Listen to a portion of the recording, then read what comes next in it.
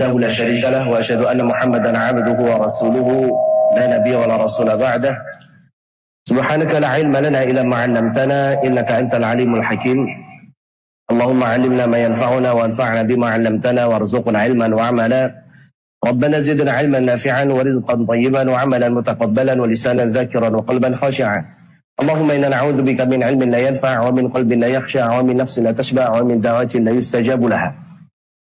Ikhwan dan juga akhwat sekalian, asatidzah dan juga ustadzat yang semoga dirahmati oleh Allah Subhanahu wa taala. Alhamdulillah, kita bersyukur kepada Allah Subhanahu wa taala atas segala nikmat yang Allah Subhanahu wa taala berikan kepada kita.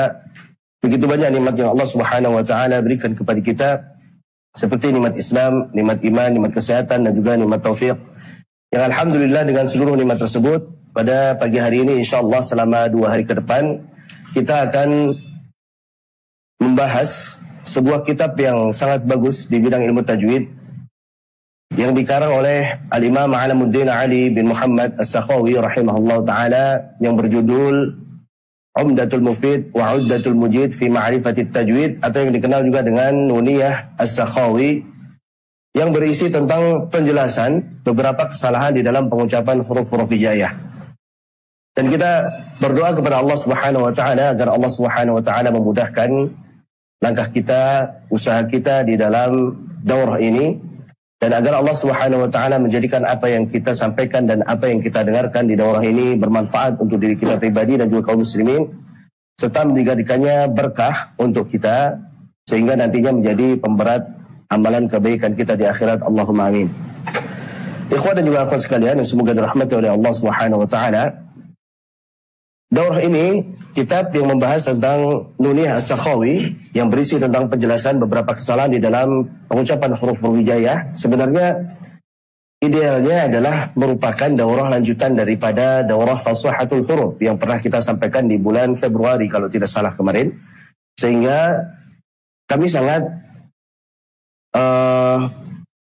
mengusulkan, kami sangat menekankan kepada para peserta sekalian, ikhwah dan juga akhwat, yang ingin betul-betul memahami bagaimana mengucapkan huruf-huruf hijaiyah dengan benar, baik itu dari segi mengenal secara teori huruf-huruf tersebut dari mulai huruf hamzah sampai huruf ya, kemudian juga bagaimana mengucapkan harakat-harakatnya dengan sempurna, kemudian mengenal makharijul huruf, sifatul huruf, juga al-qawdul huruf, kemudian juga mengetahui bacaan tebal dan tipis. Maka sangat kami sarankan untuk merujuk kembali kepada rekaman daurah Fasahatul Huruf di bulan Februari kemarin, dan alhamdulillah tadi sudah dikirimkan di kolom komentar ya. Silakan nanti antum bisa cek setelah daurah ini, setelah menyimak daurah ini, untuk merefresh kembali barangkali kemarin belum ikut atau sudah ikut dan ingin murajaah. Ya, sekali lagi ini lebih tepatnya adalah catatan-catatan ya, dari materi pondasi yang ada pada daurah Fasahatul Huruf, itu lebih tepatnya. Jadi ketika kita sudah mempelajari makharijul huruf, sifatul huruf, baru kemudian kita pelajari ini, insya Allah lebih nyambung. Demikian. Namun bukan berarti ketika kita langsung mempelajari ini tanpa belajar fasahatul huruf tidak ada manfaatnya sama sekali, tidak ya. Jadi nanti sangat bermanfaat insya Allah. Hanya saja utamanya, afdalnya adalah antum pelajari terlebih dahulu tentang makhraj, sifat, juga tebal dan tipis. Juga nanti pembahasan tentang idgham sedikit. Maka di sini di daftar isi di halaman 9 Romawi kami sudah tulis di situ sebagai pendahuluan ada mengenal huruf hijaiyah, mengenal harakat asliyah, mengenal makharijul huruf, mengenal sifatul huruf, mengenal idgham dan pembagiannya, serta mengenal lahan dan pembagiannya. Hanya saja pada daurah kali ini kita tidak akan sampaikan itu untuk menyingkat waktu, karena kita singkat untuk daurah ini menjadi 4 sesi saja. Hari ini 2 sesi insya Allah, dan juga besok 2 sesi. Maka insya Allah kita langsung masuk kepada halaman ke-8 Romawi. Silahkan dibuka bagi yang sudah memiliki bukunya, atau insya Allah akan dibantu dengan menampilkan PDF di layar HP pemirsa sekalian atau ikhwah sekalian. Silahkan dilihat biografi ringkas dari pengarang buku ini, yaitu Imam Alamuddin Ali bin Muhammad As-Sakhawi rahimahullah ta'ala. Jadi pengarang buku ini, beliau bernama Abul Hasan. Abul Hasan ini adalah kunyah beliau, ya. Kunyah beliau adalah Abul Hasan. Sedangkan nama beliau adalah Ali bin Muhammad bin Abdul Samad bin Abdul Ahad Al-Hamdani. Jadi namanya adalah Ali bin Muhammad bin Abdul Samad bin Abdul Ahad. Al-Hamdani di sini adalah nisbah kepada qabilah Bani Hamdan. Ini merupakan bagian dari qabilah Bani Qahtan. Al-Misri, beliau adalah seorang imam yang berkebangsaan Mesir. As-Sakhawi, Sakha adalah sebuah kota di salah satu provinsi Kafr Sheikh di Mesir. Jadi As-Sakhawi nisbah kepada daerah yang bernama Sakha. As-Syafi'i adalah nisbah kepada mazhab fiqih beliau. Beliau mengikuti mazhab fiqih al-Imam As-Syafi'i. Dan beliau memiliki laqab atau julukan yaitu Alamuddin.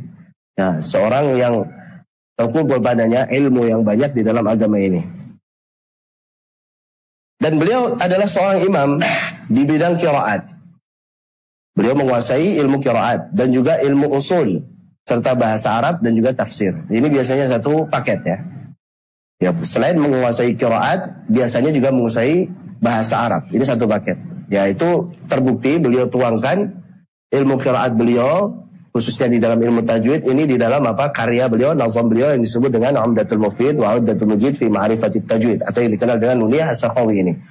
Jadi ini karena pakar di dalam bahasa Arab dan juga beliau merupakan seorang yang pakar di bidang tafsir. Itu terbukti nanti beliau memiliki karangan tafsir Al-Qur'an Al-Azim. Beliau dilahirkan di Sakha di Mesir pada tahun 558 Hijriah. Jadi beliau lahirnya di Sakha di Mesir pada tahun 558 Hijriah. Dan ada seorang imam yang lainnya selain daripada Imam Ali bin Muhammad As-Sakhawi yang dikenal di dunia Islam, yang masyhur seperti beliau. Kalau beliau adalah seorang muqri ya, ahli qiraat, maka ada Imam Sakhawi lainnya yang ahli di bidang hadis, ya, Al-Hafidh, Al-Muhaddits, Imam As-Sakhawi yang merupakan murid daripada Imam Ibnu Hajar Al-Asqalani. Jadi ada seorang Imam Al-Hafidh Al-Muhaddits Muhammad bin Abdurrahman As-Sakhawi. Ini dari Sakha juga, dari Mesir juga. Beliau wafat pada tahun 902 Hijriah. Murid dari Imam Ibnu Hajar Al-Asqalani, Al-Hafidh Ibnu Hajar Al-Asqalani. Tadi siapa namanya? Imam Muhammad bin Abdurrahman As-Sakhawi. Adapun muqri yang kita sedang pelajari kitabnya ini yaitu Al-Imam Ali bin Muhammad bin Abdul Samad bin Abdul Ahad As-Sakhawi yang wafat pada tahun 643 Hijriah. Jadi ini bedakan ya. Ada dua Imam As-Sakhawi yang masyhur, yang satunya muqri, yang karya yang sedang kita pelajari ini, yang satunya adalah Al-Muhaddits, Al-Hafidh. Dan Imam As-Sakhawi merupakan murid daripada Imam Asy-Syatibi yang nanti insyaallah kita akan jelaskan. Ya, kita akan jelaskan dulu belajar daripada Syekh atau Al-Imam As-Sakhawi ini. Jadi Al-Imam As-Sakhawi beliau pertama kali belajar Al-Quran kepada beberapa guru, kurang lebih ada 15 guru yang disebutkan oleh para ulama. Di antaranya yang masyhur adalah kepada Al-Hafidh As-Silafi, Al-Hafidh Abu Thahir As-Silafi di Iskandaria. Kemudian beliau melanjutkan mulazamah ke Kairo bersama Al-Imam Asy-Syatibi rahimahullah ta'ala. Al-Imam Asy-Syatibi, imam yang masyhur di bidang qiraat, beliau memiliki karya di bidang qiraat yang disebut dengan Hirzul Amani wa Wajhut Tahani fil Qira'ati Sab' atau yang dikenal dengan Asy-Syatibiyah. Ini adalah karya di bidang ilmu qiraat yang menghimpun 7 bacaan yang mutawatirah, 7 qiraat yang mutawatirah yang sampai kepada Rasulullah sallallahu alaihi wasallam. Nah, seperti halnya Imam As-Sakhawi tadi, ada Sakhawi yang muqri, ada Sakhawi yang muhaddits. Maka kita juga kenal Imam Asy-Syatibi di dunia Islam, ada Imam Asy-Syatibi yang muqri, yaitu Imam Al-Qasim bin Firruh Asy-Syatibi. Syatibi ini dari Andalus. Dan ada Asy-Syatibi yang lainnya yang merupakan pengarang daripada kitab Al-I'tisam, yaitu Al-Imam Asy-Syatibi yang bernama Ibrahim bin Musa Asy-Syatibi. Ini sama-sama dari Syatibah. Jadi Asy-Syatibi yang pertama tadi guru daripada Imam As-Sakhawi, yaitu siapa? Al-Qasim bin Firruh. Beliau adalah pengarang daripada Syatibiyah, seorang muqri. Kemudian ada Asy-Syatibi yang lainnya, yaitu Al-Imam Asy-Syatibi Ibrahim bin Musa. Ibrahim bin Musa wafat pada tahun 719 Hijriah. Sedangkan Asy-Syatibi Al-Qasim bin Firruh wafat pada tahun 590 Hijriah. Nah, ini bedanya. Sekedar untuk membedakan ini Syatibi yang mukri, ini Syatibi yang lainnya.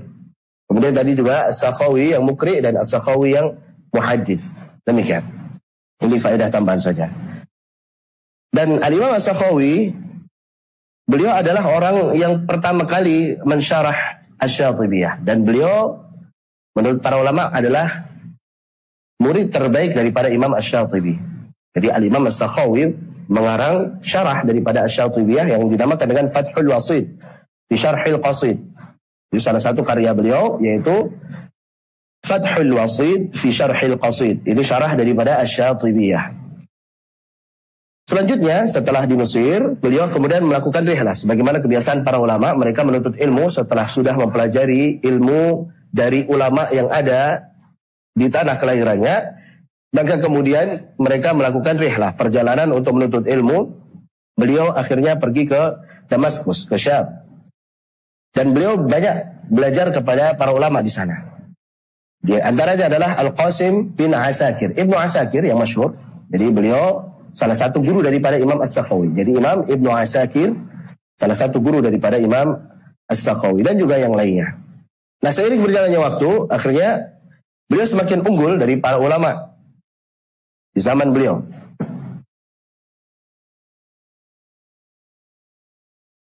Sehingga diberi kepercayaan untuk mengajarkan Al-Quran di Jami'ah Damaskus. Ya, jadi beliau diberikan kepercayaan untuk mengajar Al-Quran di Jami'ah Damaskus, di Syam. Dan sangat banyak para penuntut ilmu yang belajar kepada beliau. Di antaranya adalah Abul Fath Muhammad bin Ali Al-Ansari, kemudian Al-Hafidh Abu Syamah, masyhur, Al-Hafidh Abu Syamah, kemudian Al-Qadhi Abdus Salam Az-Zawawi dan yang lainnya. Itu tadi guru dan murid beliau. Adapun karya beliau di antaranya adalah Al-Mufaddal fi Syarhil Mufassal. Kemudian ada Fathul Wasit fi Syarhil Qasid, ini syarah Syatibiyah. Kemudian ada Hidayatul Murtab wa Ghayatul Huffaz fi Mutasyabihil Alfaz. Hidayatul Murtab ini adalah karya di bidang mutasyabihat, ya, di bidang kata-kata yang hampir mirip di dalam Al-Quran, ya, yang perlu kita perhatikan supaya tidak tertukar-tukar, ya. Mutasyabihat, Mutasyabihatul Alfaz. Jadi ini juga biasanya masyhur dengan sebutan As-Sakhawiyah. Jadi kalau kita ditanya, antum belajar matan apa? Oh, belajar As-Sakhawiyah. Nah, Sakhawiyah yang mana dulu gitu.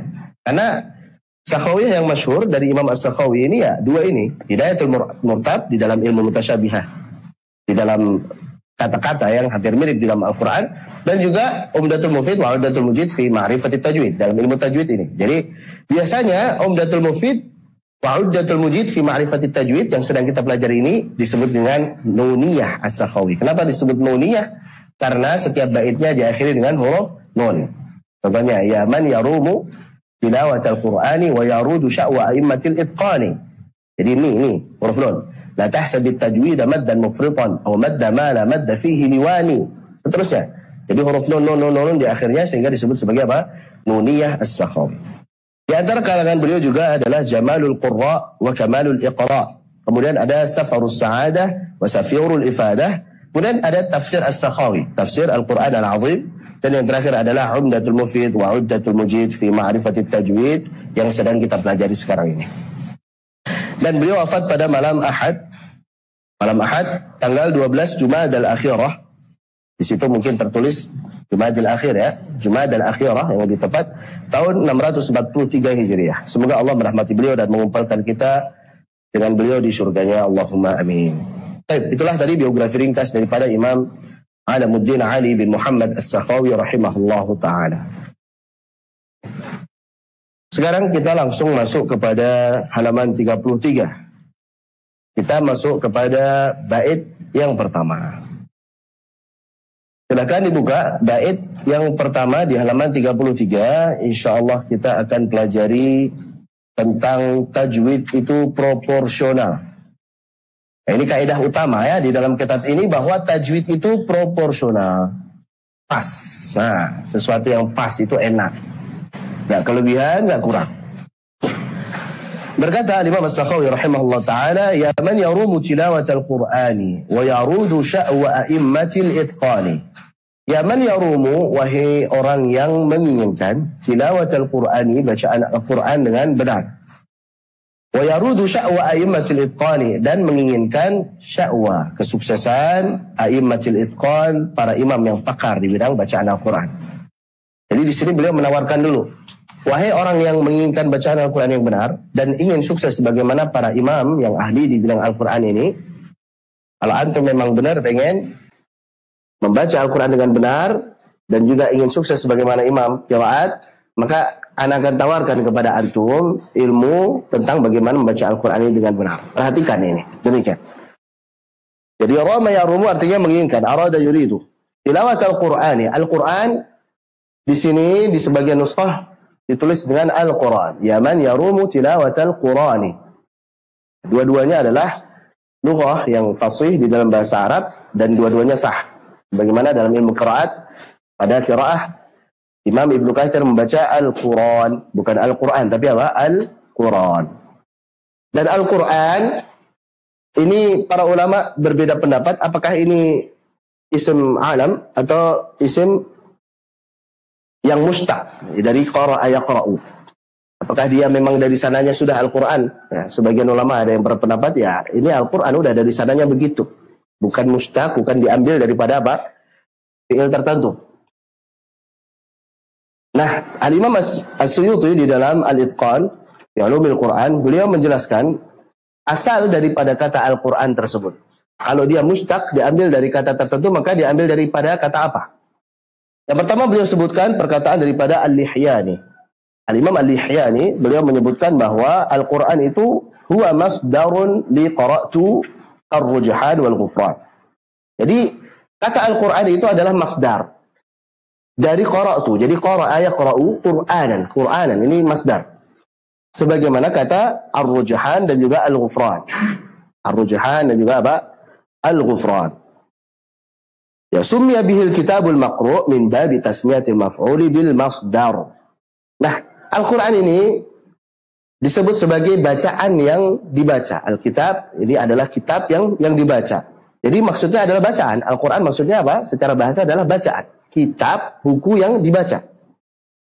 Kenapa dinamakan dengan Al-Quran? Min babi tasmiyatil maf'uli bil masdar. Ini termasuk di dalam bab penamaan maf'ul dengan masdar. Maksudnya Al-Quran ay al-maqru, yaitu yang dibaca. Maksudnya jadi buku atau kitab yang dibaca. Jadi kalau dia mustaq dari fi'il qara'a yaqra'u Qur'anan. Kemudian ada pendapat daripada Imam Az-Zajjaj. Ya, beliau mengatakan bahwasanya makna daripada Al-Qur'an itu diambil daripada Al-Qur', yaitu kumpulan, al-jam'. Beliau mengatakan huwa wasfun 'ala fu'lan mushtaqqun min al-qur'i. Jadi ini adalah sifat daripada fu'lan, yaitu Quran yang diambil dari al-qur', yaitu al-jama', kumpulan. Di makna al-jama', maknanya adalah kumpulan. Wa minhu qara'tul ma'a fil haudhi ay jama'tuhu. Ya, qara'tul ma'a fil haudhi ay jama'tuhu. Saya mengumpulkan air tersebut. Jelas ya? Jadi ini pendapat yang kedua. Kenapa disebut sebagai Quran? Al-Quran ini maknanya kumpulan kan? Kenapa disebut sebagai Quran? Summiya bidzalika jama'as suwaru ba'duha ila ba'din. Ya, dinamakan dengan Al-Quran karena memang terkumpul di dalamnya surat-surat. Terkumpul di dalamnya surat-surat. Dan terkumpul di dalamnya kisah-kisah. Terkumpul di dalamnya syariat, perintah larangan. Terkumpul di dalamnya tentang tauhid. Nah, maka ini maksud daripada al-jama', yaitu kumpulan. Dan Ar-Raghib Al-Asfahani beliau mengatakan wa innama summiya Qur'anan likaunihi jama'a thamaratil kutubis salifatil munazzalah. Dan Al-Quran ini dinamakan dengan Quran dikarenakan ia mengumpulkan buah-buah dari kitab-kitab terdahulu yang diturunkan oleh Allah Subhanahu wa taala. Jadi kandungan-kandungan kitab yang kandungan-kandungan yang ada pada kitab-kitab terdahulu, Taurat, Zabur, Injil, itu terdapat di dalam apa? Di dalam Al-Quran. Jadi poin-poin yang ada di dalam kitab Zabur, Taurat, Injil itu juga ada pada apa? Pada Al-Quran. Jadi kumpulan itulah kenapa disebut sebagai Al-Quran. Wallahu a'lam bishawab. Itu tadi definisi daripada Al-Quran secara bahasa ya. Adapun secara istilah sebagaimana kita tahu Al-Quran kalamullah, dia adalah firman Allah Subhanahu wa taala. Kalau disebutkan kalamullah berarti bukan apa? Bukan perkataan selain Allah, bukan perkataan Nabi Muhammad ya, bukan karangan beliau. Ini murni perkataan Allah Subhanahu wa taala. Al-munazzal ala nabiyina Muhammadin sallallahu alaihi wasallam, yang diturunkan kepada Nabi Muhammad sallallahu alaihi wasallam, dan berarti bukan diturunkan kepada Nabi Musa atau Nabi Isa atau Nabi Daud, ini diturunkan kepada Nabi Muhammad sallallahu alaihi wasallam. Diwasiati Jibril dengan perantara malaikat Jibril alaihi salam, dan al-muta'abbad bitilawatihi dianggap beribadah, artinya bernilai pahala dengan membacanya saja. Jadi meskipun kita belum tahu maknanya, belum tahu artinya, setiap hurufnya diganjar apa? Pahala. Satu huruf berapa? 10 kebaikan. Dan dibuka dengan surah Al-Fatihah dan diakhiri dengan surah An-Nas. Jadi dibuka dari Al-Fatihah, pembuka, dan diakhiri dengan An-Nas. Nah ini tentunya urutan yang ada di mushaf dari Al-Fatihah, Al-Baqarah, Ali Imran sampai An-Nas berbeda dengan apa? Dengan turunnya kepada beliau. Jadi urutan turun berbeda dengan urutan yang ada di mushaf. Kenapa? Karena urutan surah yang ada di mushaf itu merupakan urutan surah yang ada di Lauhul Mahfuz. Ya, database Al-Quran di Lauhul Mahfuz itu urutannya memang sudah dari Al-Fatihah sampai An-Nas. Adapun nanti turunnya kepada Nabi Muhammad SAW, maka dicicil terkadang beberapa surat, terkadang beberapa ayat, terkadang satu surah. Nah ini dengan hikmah tertentu. Wallahu a'lam bishawab.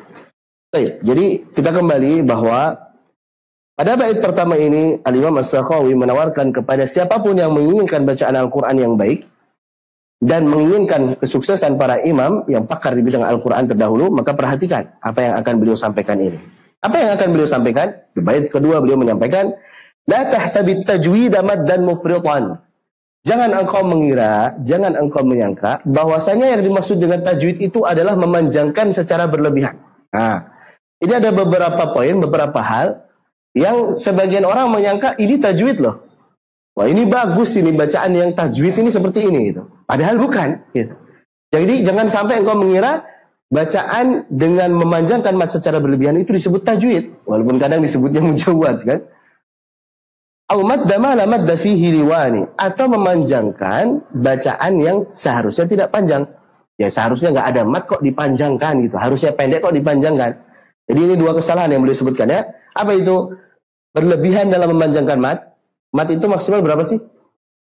Berapa maksimal mad? 6 harakat, betul? 2 sampai 6. Maksimalnya 6 harakat.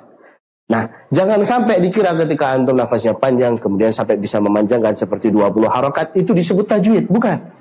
Itu takaluf, berlebihan itu. Jangan pula yang harusnya pendek 1 harakat jadi panjang 2 atau mungkin 3 atau mungkin 4 harakat. Kalau kita melakukan hal tersebut, maka liwani, bacaan kita lemah. Jadi kalau melakukan hal tersebut, maka liwani. Wani maksudnya adalah lemah. Sebagaimana firman Allah, wala taniya fi dzikri. Jangan kau lemah, jangan kau loyo dari berzikir kepadaku. Baik. Kita jelaskan. Kesalahan yang pertama adalah memanjangkan mad dari kadar yang semestinya. Seperti memanjangkan mad tabi'i yang seharusnya 2 harakat menjadi lebih dari 2 harakat. Contoh di dalam surah Al-A'la. Itu dari awal sampai akhir kan harusnya mad tabi'i 2 harakat saja. Jangan sampai mentang-mentang mau selesai, mau rukuk terus dipanjangkan. Sabbihisma rabbikal a'la. Sudah benar 2 harakat. Alladzi khalaqa fasawwa. Dan seterusnya sampai suhufi Ibrahim wa Musa. Allahu Akbar. Nah, ini lebih panjang dari 2 harakat. Maka ini salah. Kenapa? Karena memanjangkan mad melebihi kadarnya. Ya harusnya 2 harakat saja. Atau misalkan mentang-mentang nafasnya panjang gitu ya. Ketika membaca A'udzu billahi minasy syaithanir rajim.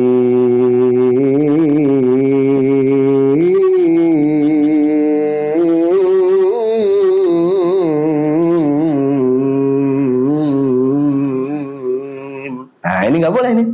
Walaupun terkadang dinamakan mujawwad misalkan, maka itu bukanlah tajwid. Ya. Maksimal 6 harakat, nggak boleh lebih dari itu. Jelas ya? Itu maksud daripada apa? Mufritan, berlebihan.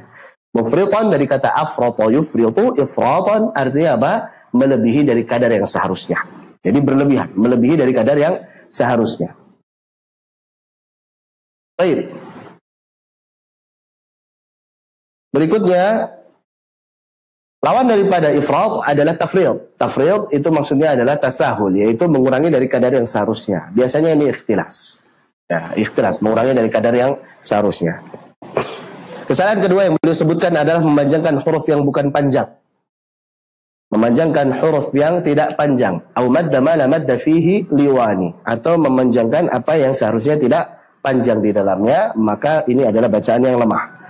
Contoh misalkan ketika seseorang membaca iyyaka na'budu wa iyyaka nasta'in. Nah, ini biasanya apa? Langgam Nusantara. Iyyaka na'budu wa jadi du. Nah, harusnya budu wa iya, pendek. Jangan sampai budu wa iya. Atau terkadang karena mikir kata setelahnya gitu ya, belum hafal, ngeraba-ngeraba kata setelahnya ini huruf apa gitu, akhirnya huruf terakhir di kata sebelumnya itu jadi panjang gitu.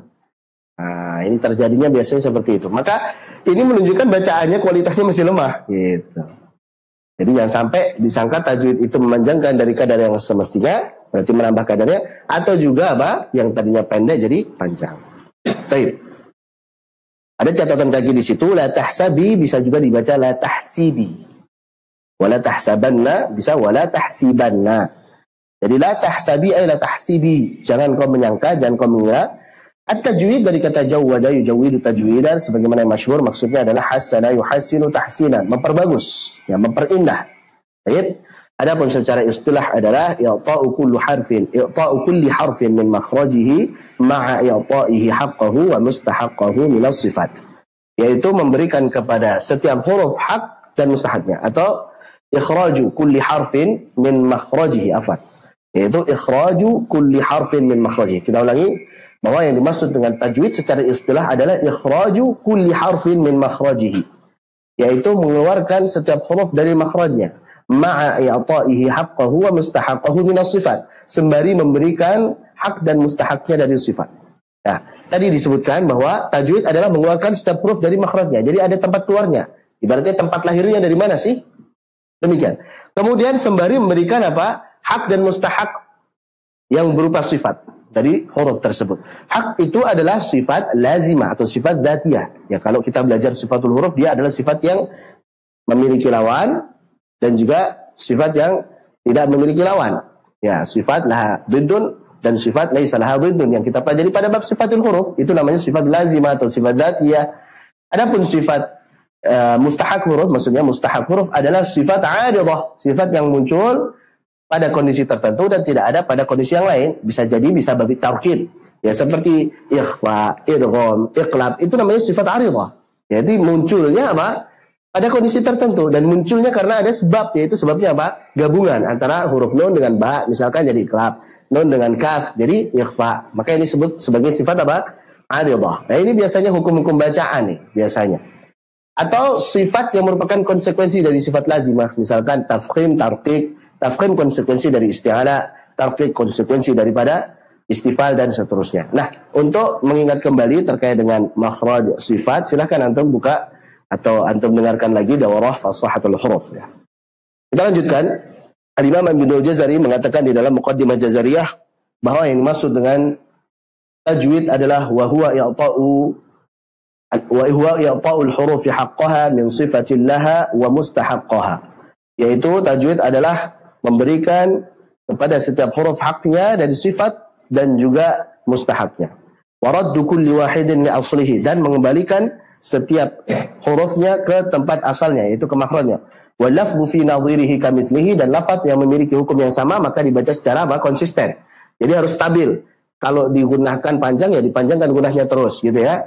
Kalau matnya 2 harokat ya 2 harokat terus. Kalau matnya 6 harokat 6 harokat terus, dan seterusnya. Paham ya? Ini maksud daripada wa lafdhu fi nadhirihi kamitslihi, yaitu lafaz yang memiliki hukum yang sama harus dibaca secara konsisten, harus stabil. Mukammalan min ghairi ma takallufi, dibaca dengan sempurna. Seperti apa sih bacaan sempurna itu? Bacaan tajwid yang sempurna itu seperti apa? Min ghairi ma takallufi, yaitu tanpa takalluf, tanpa berlebihan. Jangan berlebihan, jangan terlalu ditekan-tekan, jangan terlalu berlebihan pengen menipiskan jadi imalah dan lain sebagainya. Bil lutfi fi nutqi bila ta'assufi. Walaupun kita dilarang untuk berlebih-lebihan di dalam tajwid, kemudian kita berusaha ya udah kalau gitu santai aja bacanya. Bacanya dengan lembut. Betul dengan lembut, tapi jangan apa? Jangan kebablasan. Akhirnya jadi apa? Jadi malas-malasan baca. A'udzubillahi minasyaitonirrajim. Nah, ini bukan tajwid juga ini. Mentang-mentang bilutfi fi nutqi, lembut di pengucapan, ya udah nyantai aja gitu. Akhirnya apa? Nggak jelas setiap hurufnya. Ini juga sama. Salah. Jadi tajwid itu proporsional, pas, dan ini yang harus menjadi mindset kita. Tajwid itu pas. Jangan takalluf, jangan ta'assuf. Jangan sampai ifrat, jangan sampai tafrid. Jangan berlebihan, jangan apa? Jangan juga kurang dari kadarnya. Wallahu a'lam bishawab. Baik. Adapun tentang mat, insya Allah nanti kita akan bahas pada tempatnya. Itu tadi sudah dua kesalahan yang biasa dilakukan oleh orang di zaman beliau, di zaman Al-Imam As-Sakhawi, yang disangka tajwid padahal bukan tajwid. Lanjut, apa saja kesalahan berikutnya? Bait ketiga beliau mengatakan, au an tushaddida ba'da maddin hamzatan, yaitu engkau mentasydidkan, maksudnya adalah engkau hentakkan. Au an tushaddida ba'da maddin hamzatan, engkau hentakkan huruf hamzah yang ada setelah mad. Ini khususnya dalam kondisi waqaf. Saat berhenti ada hamzah sebelumnya mad. Baik, contohnya as-sama. Jangan sampai engkau hentakkan berlebihan huruf hamzahnya. Niatnya bagus, niatnya nabar untuk menjaga apa? Eksistensi dari hamzah. Ini ada hamzahnya loh, jangan sampai hilang. Tapi kemudian apa? Berlebihan di dalam menghentakkannya, maka ini kesalahan di dalam tajwid. Au antalukal harfa kas-sakrani, atau engkau mengucapkan huruf dengan cara seperti mengunyahnya. Antaluka itulah kayak luku, maksudnya mengunyah. Seperti ngunyah makanan gitu, ngucapin hurufnya. Kalau sekarang mungkin nggak jelas nih ngomong apa, ini kayak kumur-kumur. Kas-sakrani seperti orang mabuk, ngomongnya nggak jelas di syarat-syarat. Nggak jelas gitu. Atau semuanya jadi tebal. A'udzubillahiminasyaitonirrajim. Nggak jelas ngomong. Jadi harus jelas ini huruf apa, ini harokat apa, ini tebal atau tipis, ini panjang atau pendek. Nah, itu dijelaskan. Itu tadi tambah dua kesalahan lagi. Apa yang pertama adalah jangan sampai kita terlalu menghentak huruf hamzah saat waqaf dan sebelumnya apa? Mad. Yang kedua, jangan membaca Al-Quran seperti orang mabuk. Ya, bacanya nggak jelas, seperti kumur-kumur atau seperti mengunyah makanan. Baik. Ini adalah kesalahan yang ketiga. Contohnya adalah pada surah An-Nazi'at ayat 27 saat kita membaca, misalkan A'antum ashaddu khalqan amis sama'. Nah, ini berlebihan ini. Yang sama, jangan. Ini supaya hamzahnya jelas, ini nabar gitu. Ah, salah. Biasa saja, yang penting mentok, tek, ya itu udah dapat itu. A'antum ashaddu khalqan amis sama'. Cukup, jangan sama, jangan. Sama. Kesalahannya dua, jangan terlalu dihentak, sama, salah. Jangan juga apa, nggak jelas, malah jadi hilang atau ngambang. Antum ashaddu khalqan amis sama. Loh, hamzahnya mana? Nah, ini kesalahan yang terjadi juga saat apa? Mengucapkan hamzah dalam posisi waqaf dan sebelumnya huruf mad. Bisu. Loh, mana hamzahnya? Jadi bisu. Hamzahnya jelaskan, jangan juga berlebihan. Bisu, misalkan. Nah, ini salah juga. Paham ya? Lanjut. Au antalukal harfa kas-sakrani, berlebihan dalam menggerak-gerakkan mulut saat mengucapkan huruf, ya seperti mengunyah makanan. Ya, kalau kita tadi seperti orang kumur-kumur gitu, nggak jelas bacanya, sebagaimana orang yang mabuk. Baik, sudah 4 kesalahan yang beliau sebutkan. Baik, yang keempat, beliau melanjutkan, au antafuha bihamzatin mutahawwi'an fayafirra sami'uha minal ghatayani. Atau engkau tafuha, mengucapkan bihamzatin huruf hamzah. Jadi engkau mengucapkan huruf hamzah mutahawwi'an, seperti orang yang memuntah. Hamzah itu biasa saja, a, i, u, a, i, u. Jangan sampai seperti huruf ain. Seperti a, i, u. Nah, seperti orang memuntah. Fayafirra sami'uha minal ghatayani, sehingga orang yang mendengarnya itu mau lari. Kenapa? Karena merasa jijik. Ini bacaannya nggak enak banget ya, ini ganggu telinga banget gitu ya. Maka ini sebagaimana yang dikatakan oleh Imam Abu Bakar bin Ayyash, Imam Syu'bah, beliau mengatakan kana imamuna yahmizu muqsadah. Ya, dahulu ada imam yang membaca muqsadah. Fa'ashtahi an asudda udunayya idza sami'tuhu yahmizuha. Atau idza sami'tuhu hamazaha. Maka saya itu pengen banget nih itu nutup telinga saya gitu. Kalau saya dengar dia ngucapin apa? Huruf hamzah. Artinya hamzahnya itu nggak enak. Innaha alaihim mu'sadah. Terlalu ditekan atau jadi seperti huruf ain. Biasa saja. Mu'sadah, yu'minuna, ma'manah, wa bi'sa. Mudah, gampang.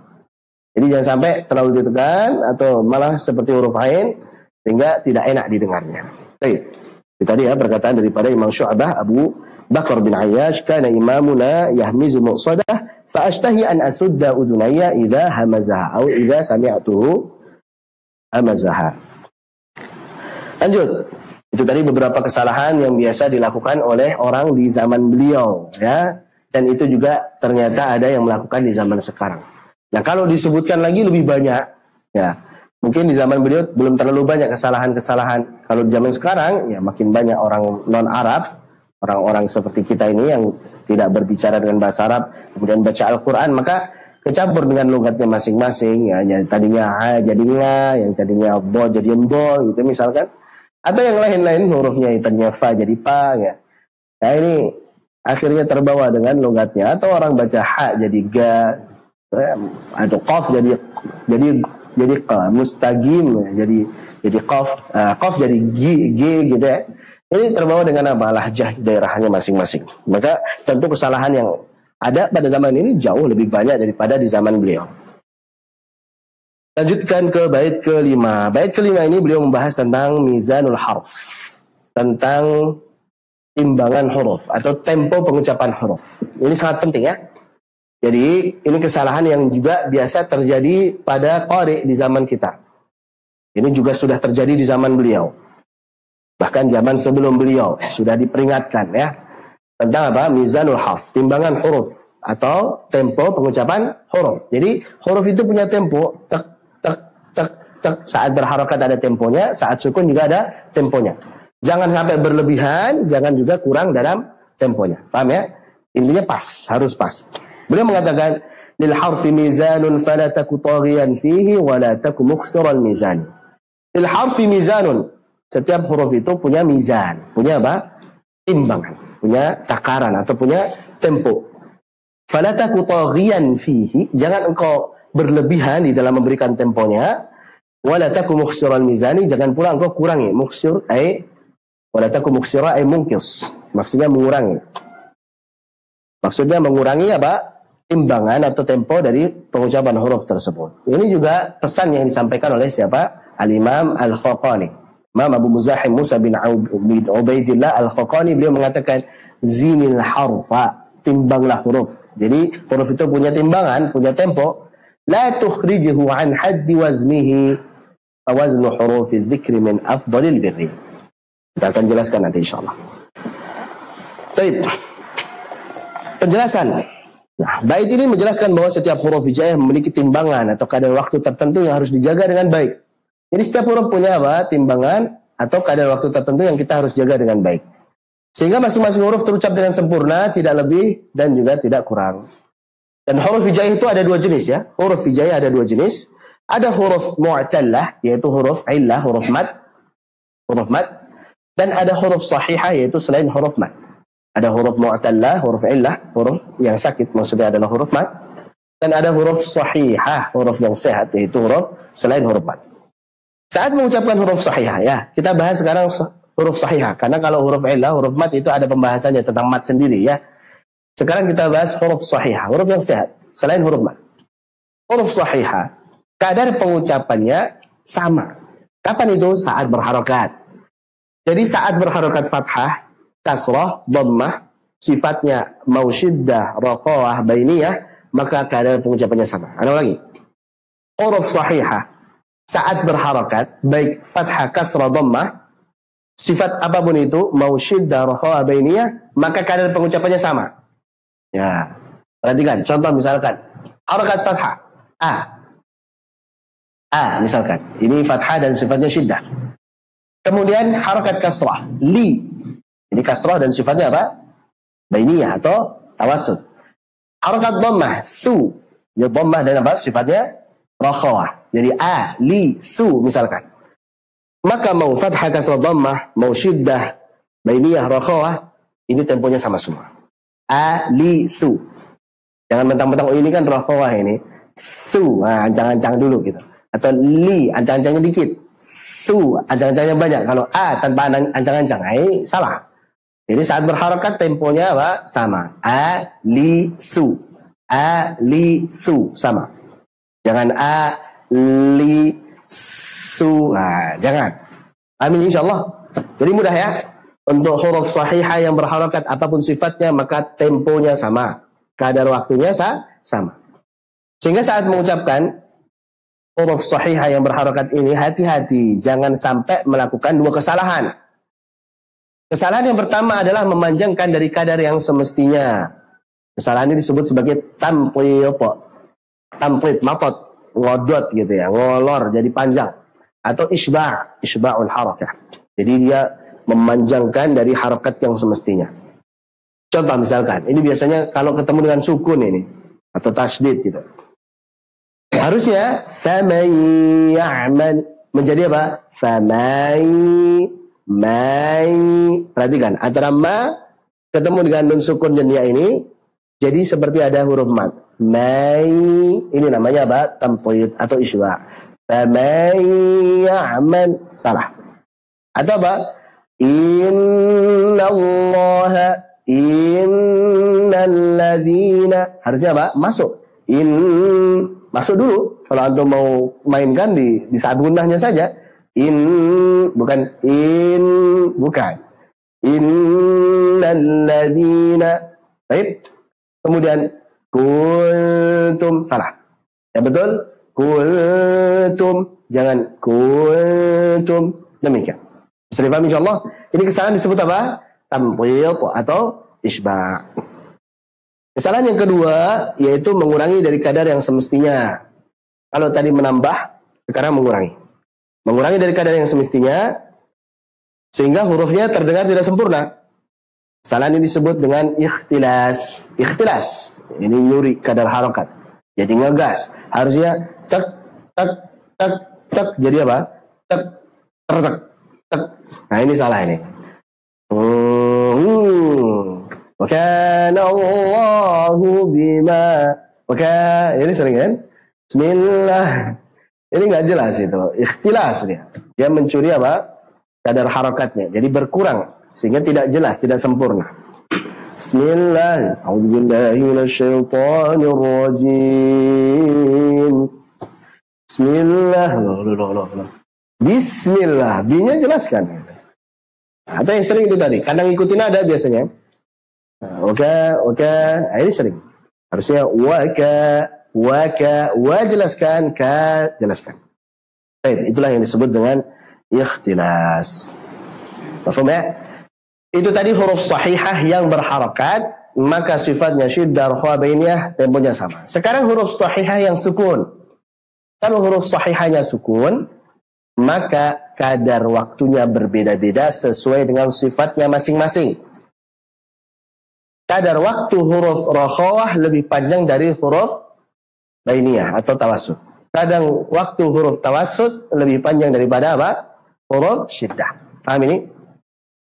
Jadi kalau mau dianalogikan atau perhatikan di sini halaman 40. Itu syiddah, itu bukan harakat itu ya. Itu titik-titik ini cuma takriban al-faham saja. Itu bukan ini 1 harakat, 2 harakat, 3 harakat, bukan.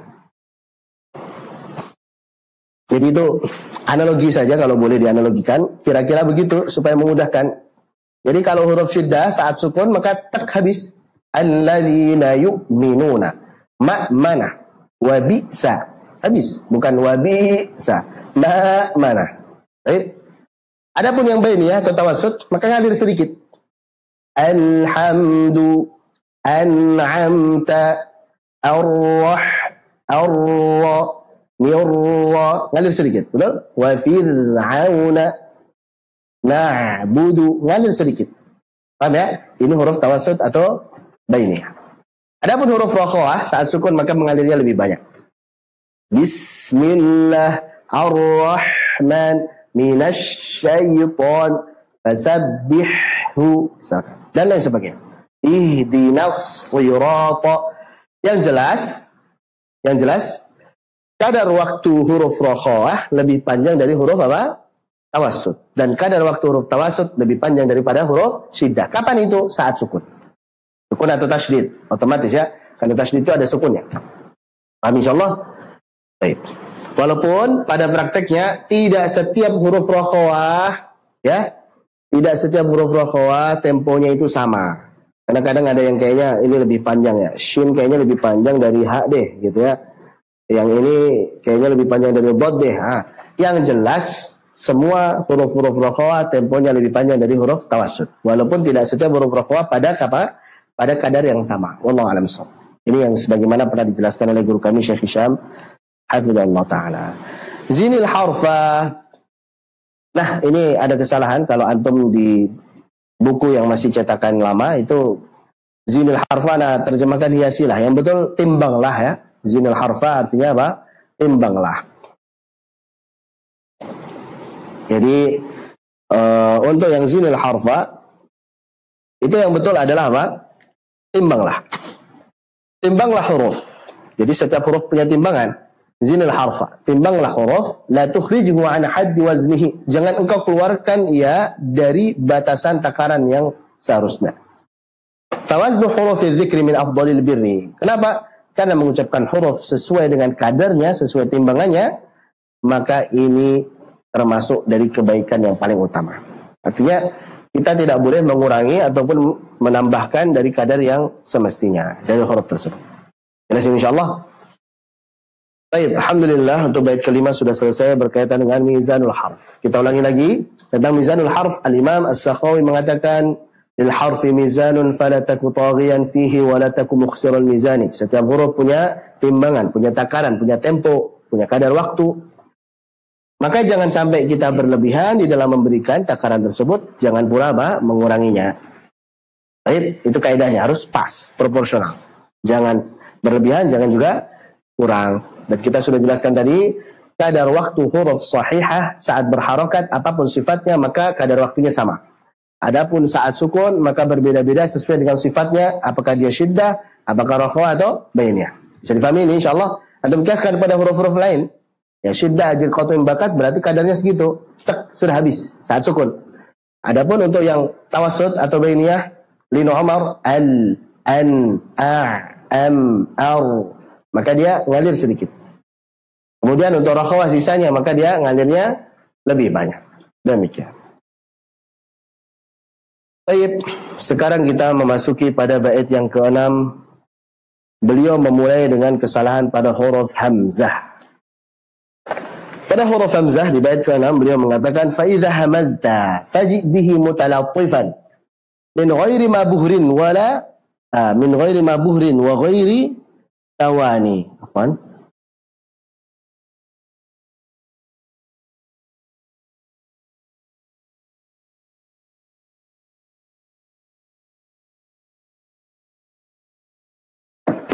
Baik, kita ulangi, afwan. Fa idza hamazta, jika engkau mengucapkan hamzah, faji bihi mutalaffifan, maka ucapkanlah ia, maksudnya datangkanlah ia, maksudnya ucapkanlah ia dengan lembut. Ucapkan hamzah itu dengan lembut. Memang benar, huruf hamzah itu huruf syiddah, huruf jahr, huruf yang jelas, huruf yang kuat. Tapi ngucapinnya apa? Jangan berlebihan, jangan terlalu ditekan. Ucapkan dengan lembut, gitu ya. Jelas memang, tapi harus lembut. A, I, U. Enak ngalir. A, I, U. A, I, U. Gitu ya, jangan jangan terlalu ditekan gitu.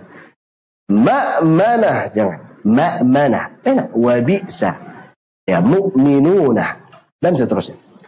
Min ghairi ma buhrin. Nah, mengucapkan dengan lembut tersebut jangan sampai disalah artikan. Oh kalau gitu mengucapkan dengan lembut akhirnya apa? Min ghairi ma buhrin. Jangan sampai seperti orang yang terengah-engah. Orang terengah-engah seperti habis jogging atau habis olahraga, futsal dan lain sebagainya. Biasanya terengah-engah. Ada nafasnya gitu ya. Maksudnya jangan sampai ada hamesnya gitu.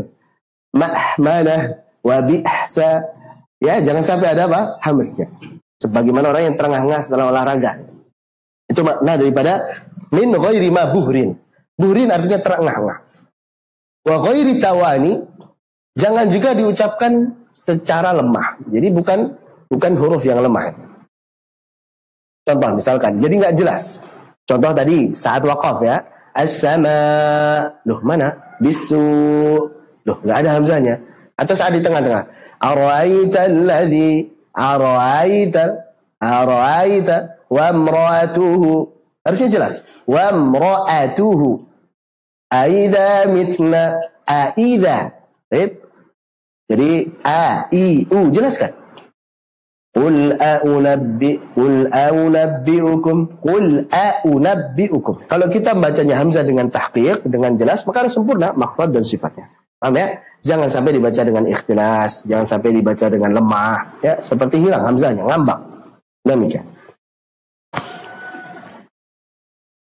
Nah, sebagian faidah hamzah di sini ada yang baca dengan faidah hamzatun. Faidah hamzatun, kemudian yang buhrin ada yang baca dengan nabrin.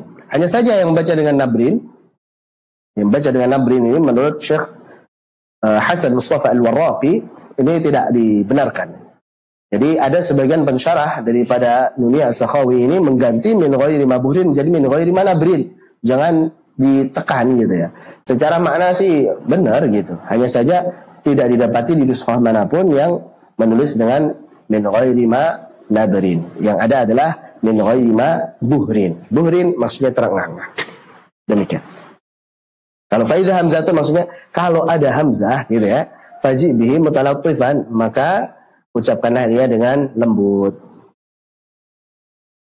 Baik, sekarang kita ke halaman 42. Nah, ini poin-poin pentingnya. Kesalahan-kesalahan yang sering terjadi saat pengucapan hamzah.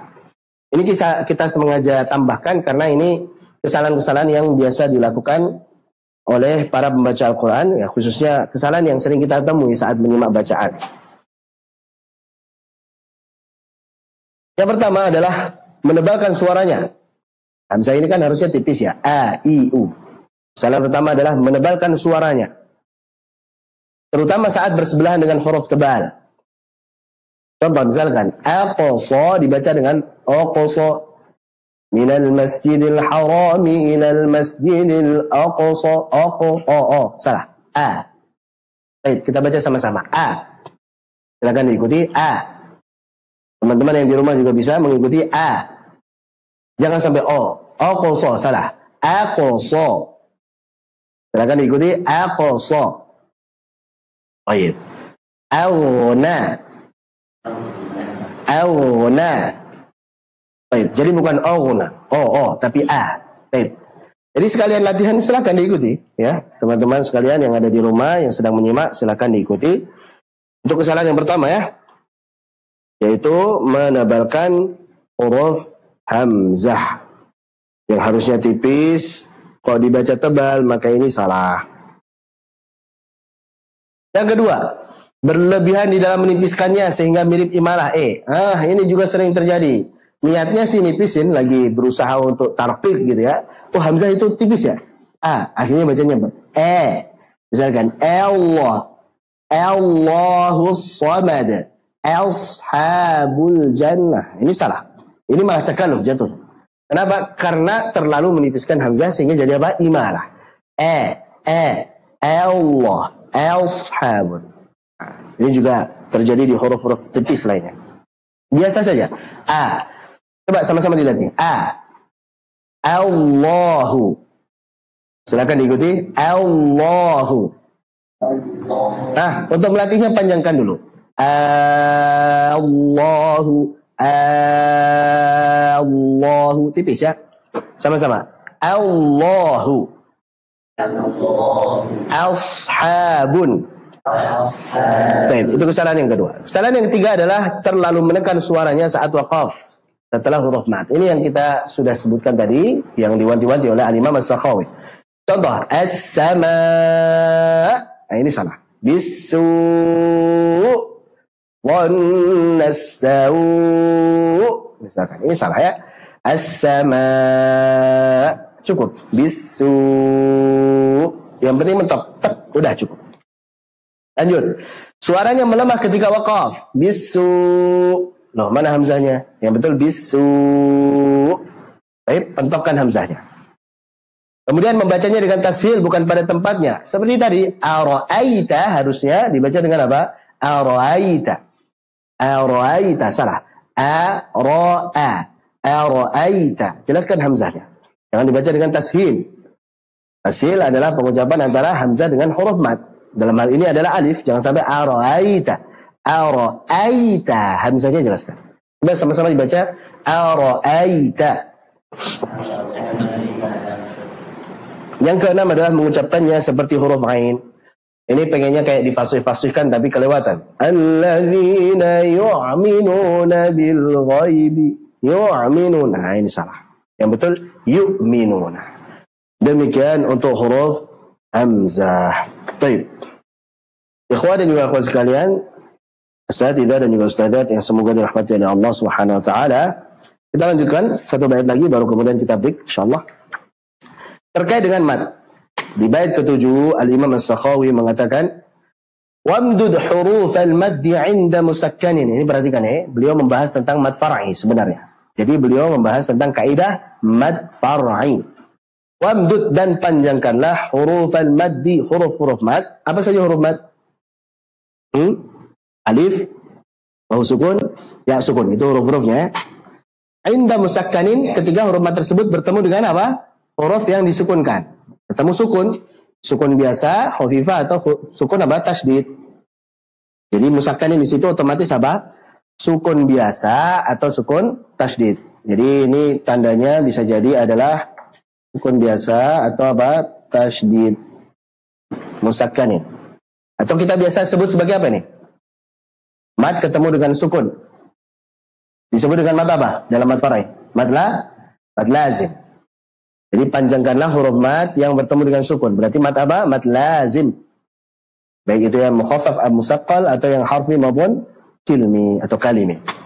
Au hamzatin atau huruf mad yang bertemu dengan hamzah. Ini biasanya apa yang ketemu dengan hamzah? Mad wajib kalau ketemu dengan satu kata, ketemu hamzahnya satu kata, atau mad jaiz. Jaiz munfasil atau sulah tawilah. Hasanan dengan baik, akha ihsani, wahai saudaraku yang baik. Jadi intinya beliau menjelaskan kalau ada huruf mad yaitu alif atau ya sukun atau waw sukun bertemu dengan sukun biasa disebut sebagai mad lazim, maka panjangkanlah lebih dari kadar yang biasanya. Yang biasanya kan mad itu asalnya berapa? 2 harokat kan? Nah, kalau ketemu dengan sukun maka bukan hanya 2 harokat saja tapi lebih dari 2 harokat. Berapa itu nanti? 6 harokat, gitu ya. Tapi insyaallah wamdud di sini panjangkanlah maksudnya apa? Panjang yang lebih dari 2 harokat. Karena nanti kalau panjang yang hanya 2 harokat saja biasa dikenal dengan istilah apa? Qasr. Qasr itu pendek, itu maksudnya dalam lingkup mad hanya 2 harokat. Tapi kalau disebutkan sebagai mad, maka itu maksudnya adalah lebih dari 2 harokat. Atau ketika bertemu dengan hamzah. Nah, bait ini menjelaskan tentang kaidah mad far'i atau mad cabang yang terjadi karena sebab sukun maupun hamzah. Nah, sebelum kita masuk kepada mad far'i, maka kita jelaskan dulu definisi dari mad. Apa sih itu mad? Apa mad itu secara bahasa? Al-mad dulu lughatan. Apa al-mad dulu lughatan? Mad secara bahasa apa? Az-ziyadah. Bagaimana firman Allah Subhanahu wa taala, "Wa yumdidukum bi amwalin wa banin." Dan Allah Subhanahu wa taala memanjangkan untuk kalian, maksudnya wa yazidkum, menambahkan untuk kalian. Menambahkan untuk kalian. Wa yazidkum bi amwali wa banin. Harta dan anak-anak. Ini solusi untuk yang belum memiliki anak ya, atau yang sedang ditimpa dengan kemiskinan kemudian pengen apa? Supaya memiliki anak atau pengen dimudahkan rezekinya, maka banyak-banyak istighfar. Ini pesan daripada Nabi Nuh. Faqultu astaghfiru rabbakum innahu kana ghaffara yursilis samaa'a 'alaikum midrara wa yumdidkum bi amwali wa banina wa yaj'al lakum jannati wa yaj'al lakum anhara. Ini kalau pengen agar Allah Subhanahu wa taala turunkan hujan karena musim kemarau panjang, paceklik, enggak pernah turun hujan, maka banyak-banyak istighfar, bertobat kepada Allah. Atau sudah bertahun-tahun belum dikaruniai anak, maka banyak-banyak istighfar. Atau rezekinya seret terus, maka banyak-banyak istighfar. Atau pengen punya kebun-kebun, maka banyak-banyak istighfar. Demikian. Jadi secara bahasa al-maddu lughatan az-ziyadah, yaitu tambahan. Adapun secara istilah adalah italatu shaut bi harfin min hurufil mad awil lin, yaitu memanjangkan suara dengan sebab adanya huruf mad atau huruf lin. Jadi memanjangkan suara ya. Maksudnya adalah italatu shaut, yaitu memanjangkan suara. Kenapa bisa panjang suaranya? Karena adanya huruf mad atau huruf lin. Huruf mad dan lin ini sering disebut harfu maddin walinin. Ada 3, yaitu apa? Alif, waw sukun, ya sukun. Alif, waw sukun, ya sukun disebut sebagai harfu maddin walinin. Huruf mad dan huruf lin. Kapan 3 huruf ini dibaca sebagai mad? Yaitu saat alif sebelumnya fathah, ya sukun sebelumnya kasrah, waw sukun sebelumnya dhammah. Gampang. Jadi 3 huruf ini dibaca sebagai mad jika alif sebelumnya fathah, ya sukun sebelumnya kasrah, waw sukun sebelumnya dhammah. Ini sebagaimana perkataan daripada Syekh Sulaiman Al-Jamzuri dalam Tuhfatul Atfal. Beliau mengatakan, hurufuhu thalathatun fa'iha min lafzi wayin wahya fi nuhiha. Huruf-hurufnya, maksudnya huruf-huruf mad ada 3. Maka hafalkanlah ya yang terdapat pada lafaz wayin, yaitu waw sukun, alif dan ya sukun, wahya fi nuhiha, contohnya pada nuhiha. Wal kasru qabla al-ya wa qabla al-waw dham syartun. Seret, di situ berhentinya. Syartun. Kasrah sebelum ya sukun dan sebelum waw sukun ada dhammah. Jadi ya sukun sebelumnya kasrah, waw sukun sebelumnya dhammah. Syartun, inilah syarat. Jadi kalau untuk ya sukun sebelumnya kasrah, waw sukun sebelumnya dhammah itu syarat. Sedangkan wa fathun qabla alfin yultazam. Adapun fathah sebelum alif ini diharuskan. Kenapa? Karena alif tidaklah mungkin terbaca kecuali sebelumnya apa? Fathah. Jadi kalau alif sebelumnya kasrah bisa dibaca nggak? Contoh misalkan ada lafaz mi atun, gimana ini? Afwan. Mana penghapusnya? Anak nggak biasa pakai. Lagi ya. Jadi kata mi, jadi jelek tulisannya ini. Mi'atun. Ini kan ada alif sebelumnya kasrah. Ya, mi'atun ini ada alif sebelumnya kasrah. Ini alifnya dibaca nggak? Bisa nggak? Mi'atun gitu. Atau mi'atun nggak? Otomatis alifnya nggak dibaca. Kenapa? Karena wa fathun qabla alfin yultazam. Jadi apa namanya? Masya Allah. Kaptek ini. Afwan. Sip. Jadi fathah ada sebelum alif. Yultazam ini diharuskan. Kenapa? Karena kalau alif sebelumnya kasrah misalkan atau sebelumnya dhammah, maka alifnya tidak terbaca. Allah alim shawab. Ini rincinya ya. Rincinya bahwa ya sukun sebelumnya kasrah, wa sukun sebelumnya dhammah sebagai syarat, sedangkan alif sebelumnya fathah ini diharuskan. Adapun dibaca sebagai lin jika ya sukun sebelumnya fathah, wa sukun sebelumnya fathah. Itu tadi terkait dengan mad dan lin. Sekarang kita kepada pembagian mad. Nah, pembagian mad. Kalau untuk detail, maka ini sudah kita bahas dia pada daurah Tuhfatul Atfal. Antum kalau ingin pembahasan detail tentang mad, maka silahkan disimak kembali rekaman daurah Tuhfatul Atfal. Kita adakan pada bulan Maret kalau tidak salah ya. Pokoknya setelah Fasahatul Huruf atau Tuhfatul Atfal dulu, Anda lupa. Januari sepertinya. Jadi itu berdekatan waktu itu Tuhfatul Atfal dengan Fasahatul Huruf. Anda bisa simak lagi, insya Allah nanti linknya dikirimkan di grup. Kalau ada yang belum menyimak, silahkan disimak. Pembagian mad. Berdasarkan sebabnya, mad itu dibagi menjadi 2, yaitu mad asli dan far'i. Mad asli, mad pokok, mad far'i, mad cabang. Mad asli adalah mad yang tersusun dari huruf-huruf mad beserta syarat-syaratnya. Yang tersusun dari huruf-huruf mad beserta syarat-syaratnya. Huruf mad maksudnya alif, kemudian ya sukun, waw sukun. Syaratnya maksudnya alif sebelumnya fathah, ya sukun sebelumnya kasrah, waw sukun sebelumnya dhammah. Untuk alif maka wajib sebelumnya fathah. Dan tidak boleh bertemu dengan sebab, tidak boleh bertemu dengan hamzah atau sukun.